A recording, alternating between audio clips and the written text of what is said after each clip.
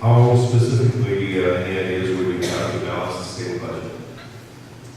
Well, one of the first things we have to do is we have to get public employees to understand that the defined benefit plan is a thing of the past and we can't afford it. Now, we've made promises to people that are in public employment now, we can't change those. But for new hires, we need to go to the same type of 401k plan that all other business employees get, so that they're saving for their retirement with their own money, and not relying on future generations to pay their retirement benefits for them. That would save us a tremendous amount of money that we can figure out into the category living. That would be a start. The second thing we have to do is we have to reduce the number of bureaucrats in all of the agencies. One of the ways we can do that is to get a line item budget. You may not realize it, but the legislators are not given line item budgets from those departments at the state level unless they want to. And frankly, they don't want to because they don't want legislators to see how much they're spending on pensions and health care and travel and things like that. And that needs to change. And that change is going to be fueled by folks just like you. You need to raise your voice and say that's wrong.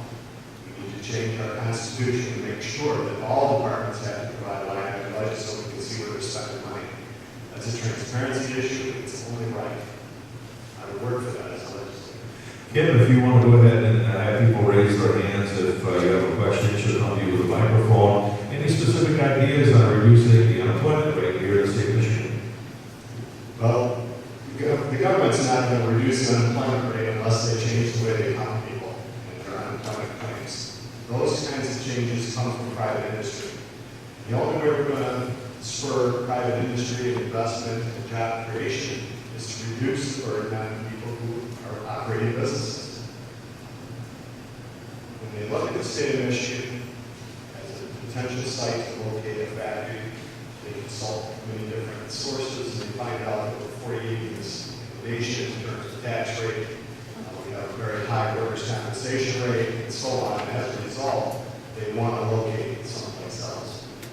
We need to reduce regulation. We need to reform workers' comp laws. We need to bring down the cost of operating in Michigan so that other companies, when they're looking to locate, will favor us. And again, the fair tax is a good way to do that.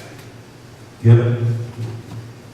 Where do you stand on receiving stimulus money from the federal government for your area of government? Well, the stimulus money came down through into my county from the Northeast Michigan Consortium, and I was opposed to it. They didn't want to take it. The governor decided that we were going to take it. It was going to get spread out, so we spread it out and employed some teenagers for a summer. Hopefully, some of them learned that you have to get up in the morning to go to work. A couple of job skills so they can be employed someplace else. Jobs programs do not work. They're just temporary advantages. That's Kenneth2.mp4, Republican from Baylor. Thank you very much.